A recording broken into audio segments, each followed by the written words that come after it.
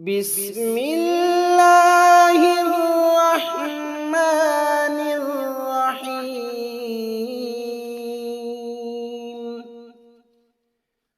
الحمد لله الذي أنزل على عبده الكتاب ولم يجعل له عوجا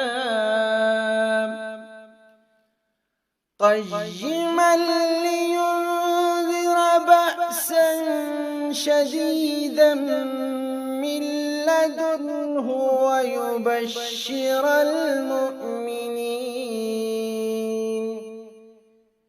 ويبشر المؤمنين الذين يعملون الصالحات أن لهم أجرا حسنا ماكثين فيه أبدا وينذر الذين قالوا اتخذ الله ولدا ما لهم به من علم ولا لآبائهم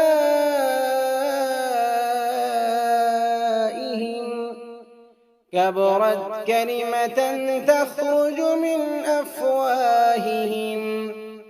إن يقولون إلا كذبا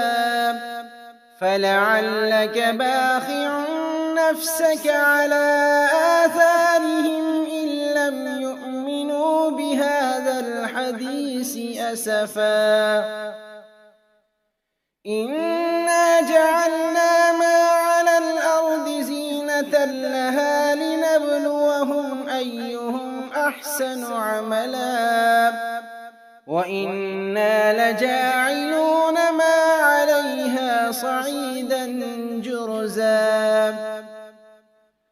أم حسبت أن أصحاب الكهف والرقيم كانوا من آياتنا عجبا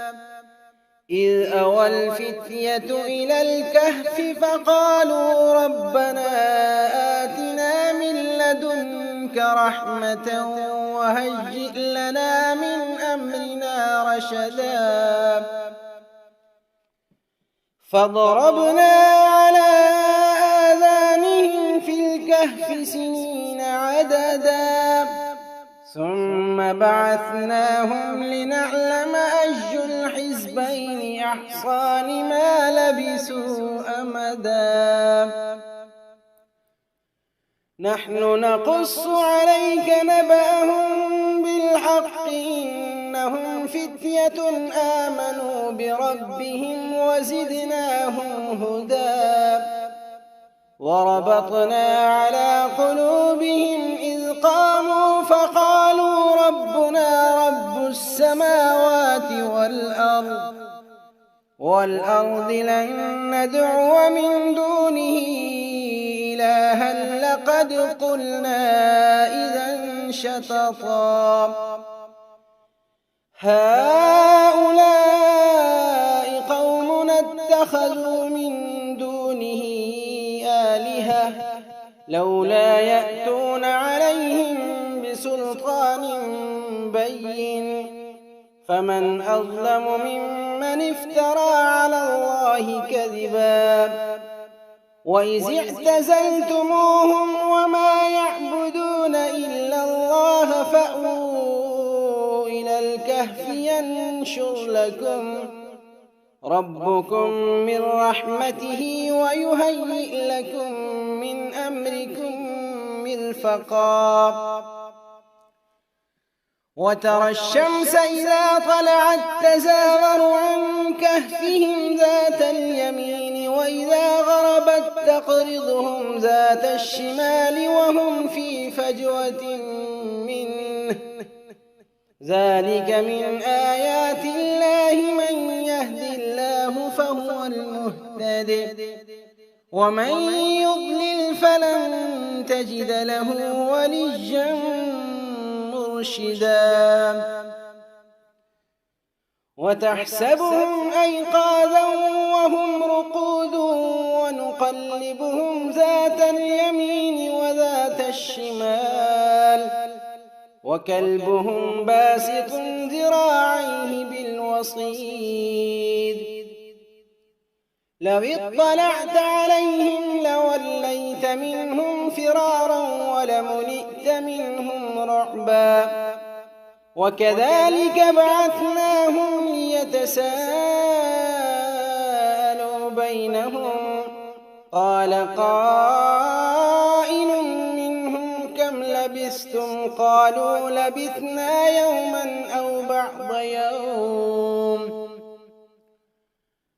قالوا ربكم أعلم بما لبثتم فابعثوا أحدكم بورقكم هذه إلى المدينة فلينظر أيها أزكى طعاما فليأتكم برزق منه وليتلطف ولا يشعرن بكم أحدا إنهم إن يظهروا عليكم يرجموكم أو يعيدوكم في ملتهم ولن تفلحوا إذا أبدا وكذلك أعثرنا عليهم ليعلموا أن وعد الله حق وأن الساعة لا ريب فيها إذ يتنازعون بينهم أمرهم فقالوا ابنوا عليهم بنيانا ربهم أعلم بهم قال الذين غلبوا على أمرهم لنتخذن عليهم مسجدا سيقولون ثلاثة رابعهم كلبهم ويقولون خمسة سادسهم كلبهم رجما بالغيب ويقولون سبعة وثامنهم كلبهم قل ربي أعلم بعدتهم ما يعلمهم إلا قليل فلا تمار فيهم إلا مراء ظاهرا ولا تستفت فيهم منهم أحدا ولا تقولن لشيء إني فاعل ذلك غدا إلا أن يشاء الله واذكر ربك إذا نسيت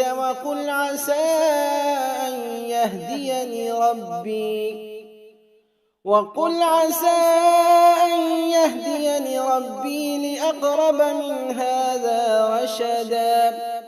ولبثوا في كهفهم 300 سنين وازدادوا 9 قل الله أعلم بما لبثوا له غيب السماوات والأرض أبصر به وأسمع ما لهم من دونه من ولي ولا يشرك في حكمه أحدا واتل ما أوحي إليك من كتاب ربك لا مبدل لكلماته ولن تجد من دونه ملتحدا واصبر نفسك مع الذين يدعون ربهم بالغداة والعشي يريدون وجهه ولا تعد عيناك عنهم تريد زينة الحياة الدنيا ولا تطع من أغفلنا قلبه عن ذكرنا واتبع هواه وكان أمره فرطا وقل الحق من ربكم فمن شاء فليؤمن ومن شاء فليكفر إنا أعتدنا للظالمين نارا أحاط بهم سرادقها وإن يستغيثوا يغاثوا بماء كالمهل يشوي الوجوه بئس الشراب وساءت مرتفقا إن الذين آمنوا وعملوا الصالحات إنا لا نضيع أجر من أحسن عملا أولئك لهم جنات عدن تجري من تحتهم الأنهار يحلون فيها من أساور من ذهب ويلبسون ثيابا خضرا من سندس واستبرق متكئين فيها على الأرائك نعم الثواب وحسنت مرتفقا واضرب لهم مثل الرجلين جعلنا لأحدهما جنتين من أعناب وحففناهما بنخل وجعلنا بينهما زرعا كلتا الجنتين آتت أكلها ولم تظلم منه شيئا وفجرنا خلالهما نهرا وكان له ثمر فقال لصاحبه وهو يحاوره أنا أكثر منك مالا وأعز نفرا ودخل جنته وهو ظالم لنفسه قال ما أظن أن تبيد هذه أبدا وما أظن الساعة قائمة ولئن رددت إلى ربي لأجدن خيرا منها منقلبا قال له صاحبه وهو يحاوره أكفرت بالذي خلقك من تراب ثم من نطفة ثم سواك رجلا لكن هو الله ربي ولا أشرك بربي أحدا ولولا إذ دخلت جنتك قلت ما شاء الله لا قوة إلا بالله إن ترني أنا أقل منك مالا وولدا فعسى ربي أن يؤتيني خيرا من جنتك ويرسل عليها حسبانا من السماء فتصبح صعيدا زلقا أو يصبح ماؤها غورا فلن تستطيع له طلبا وأحيط بثمره فأصبح يقلب كفيه على ما أنفق فيها وهي خاوية على عروشها ويقول يا ليتني لم أشرك بربي أحدا ولم تكن له فئة ينصرونه من دون الله وما كان منتصرا هنالك الولاية لله الحق هو خير ثوابا وخير عقبا واضرب لهم مثل الحياة الدنيا كماء أنزلناه من السماء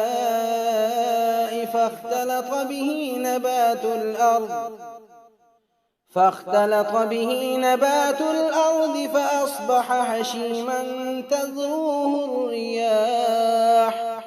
وكان الله على كل شيء مقتدرا المال والبنون زينة الحياة الدنيا والباقيات الصالحات خير عند ربك ثوابا وخير أملا ويوم نسير الجبال وترى الأرض بارزة وحشرناهم فلم نغادر منهم أحدا وعرضوا على ربك صفا لقد جئتمونا كما خلقناكم أول مرة بل زعمتم أن لن نجعل لكم موعدا ووضع الكتاب فترى المجرمين مشفقين مما فيه ويقولون يا ويلتنا ما لهذا الكتاب لا يغادر صغيرة ولا كبيرة إلا أحصاها ووجدوا ما عملوا حاضرا ولا يظلم ربك أحدا وإذ قلنا للملائكة اسجدوا لآدم فسجدوا إلا إبليس كان من الجن ففسق عن أمر ربه أفتتخذونه وذريته أولياء من دوني وهم لكم عدو بئس للظالمين بدلا ما أشهدتهم خلق السماوات والأرض ولا خلق أنفسهم وما كنت متخذ المضلين عضدا ويوم يقول نادوا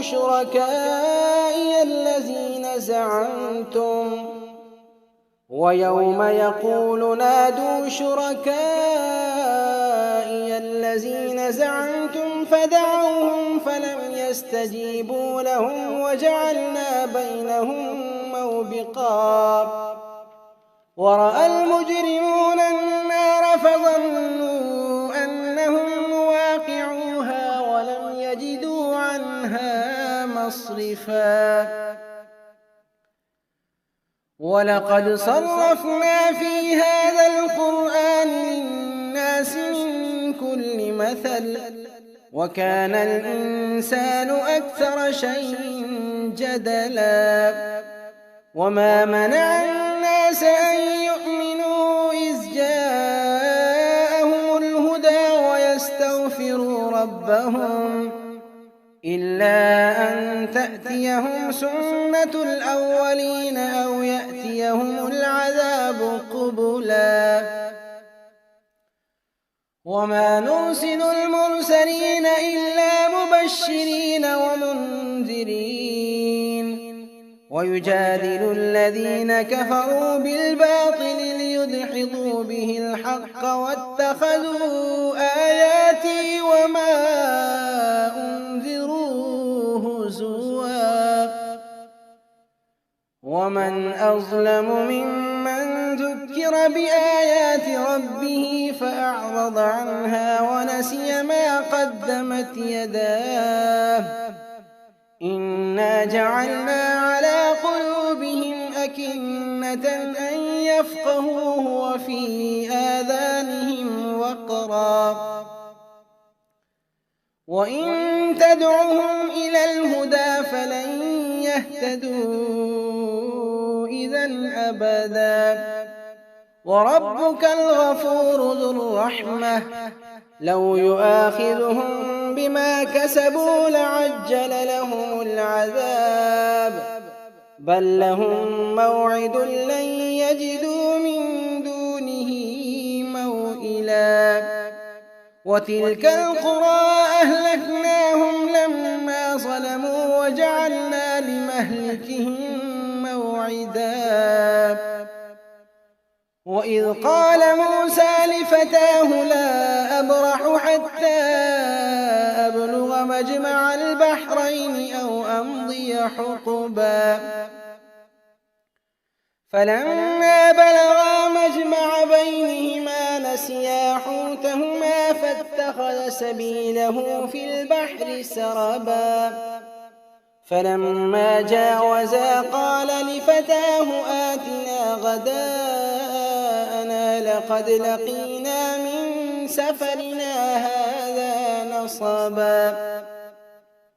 قال أرأيت إذ أوينا إلى الصخرة فإني نسيت الحوت وما أنسانيه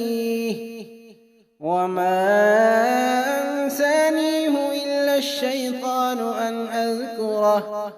واتخذ سبيله في البحر عجبا قال ذلك ما كنا نبغي فارتدا على آثارهما قصصا فوجدا عبدا من عبادنا آتيناه رحمة من عندنا وعلمناه من لدنا علما قال له موسى هل أتبعك على أن تعلمني مما علمت رشدا قال إنك لن تستطيع معي صبرا وكيف تصبر على ما لم تحط به خبرا قال ستجدني إن شاء الله صابرا ولا أعصي لك أمرا قال فإن اتبعتني فلا تسألني عن شيء حتى أحدث لك منه ذكرا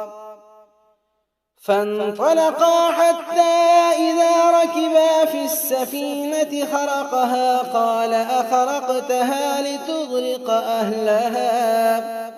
لقد جئت شيئا إمرا قال ألم أقل إنك لن تستطيع معي صبرا قال لا تؤاخذني بما نسيت ولا ترهقني من أمري عسرا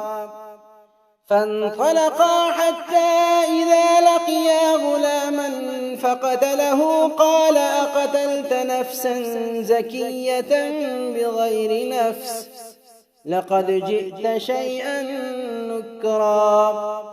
قال ألم أقل لك إنك لن تستطيع معي صبرا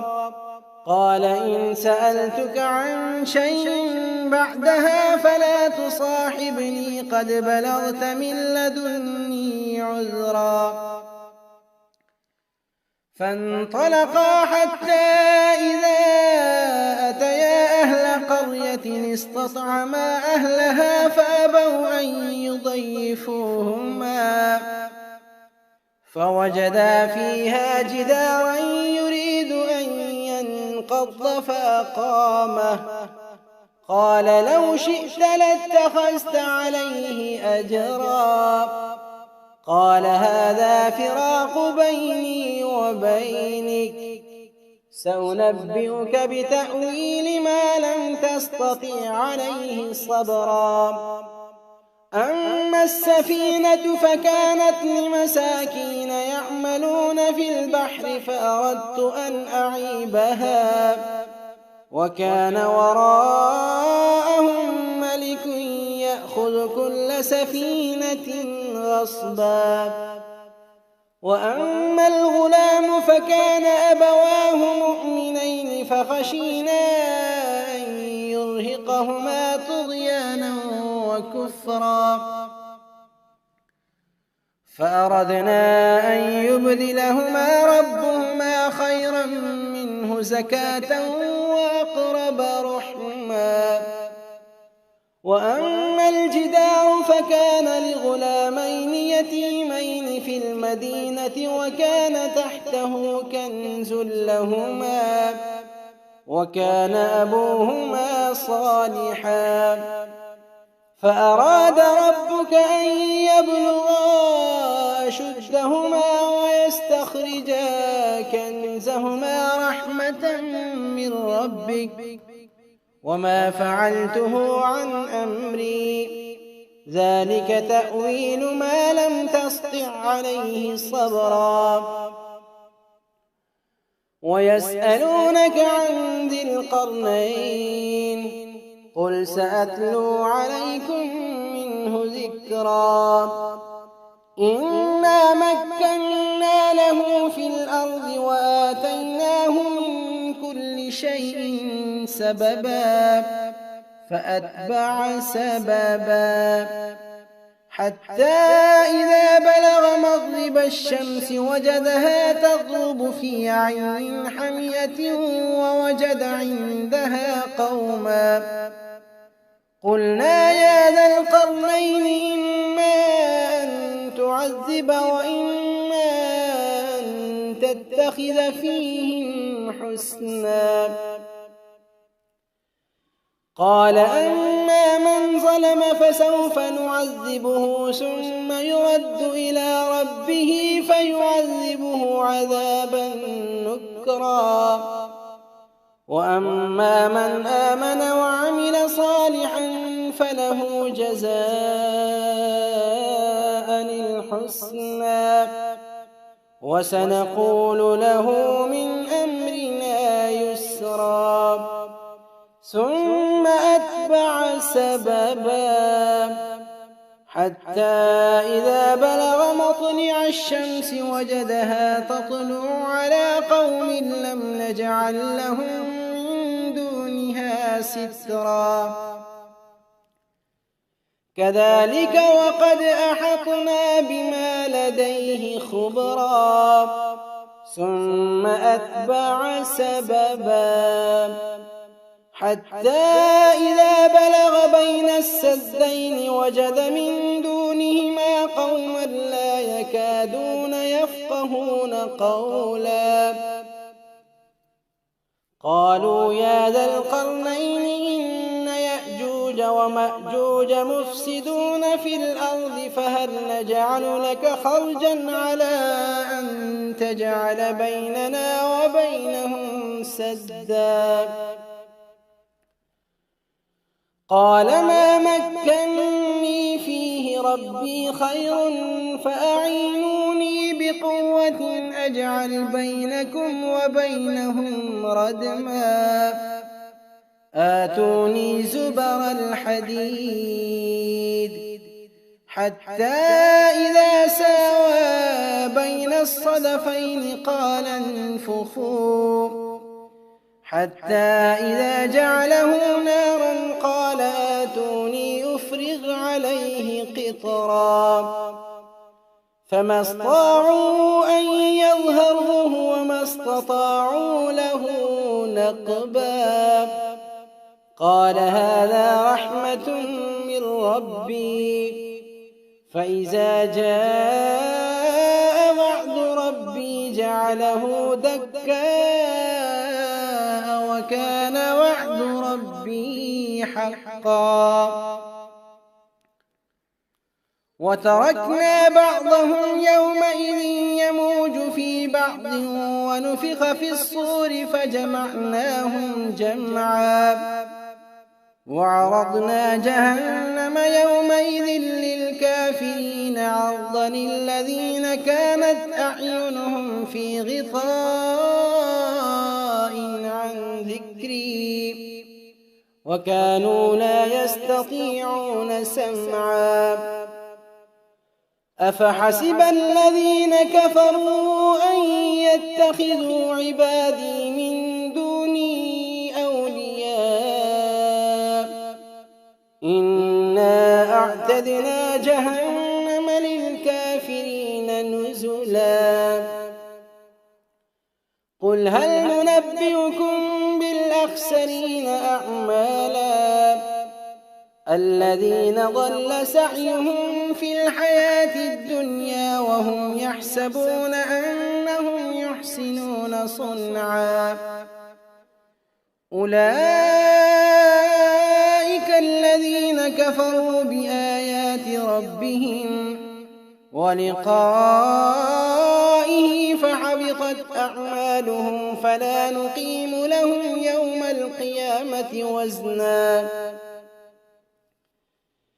ذلك جزاؤهم جهنم بما كفروا واتخذوا آياتي ورسلي هزوا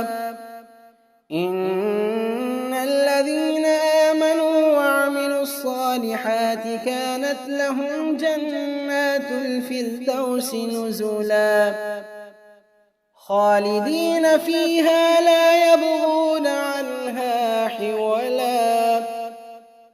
قل لو كان البحر مدادا لكلمات ربي لنفد البحر قبل أن تنفد كلمات ربي ولو جئنا بمثله مددا قل إنما أنا بشر مثلكم يوحى إلي أنما إلهكم إله واحد فمن كان يرجو لقاء ربه فليعمل عملا صالحا ولا يشرك بعبادة ربه أحدا.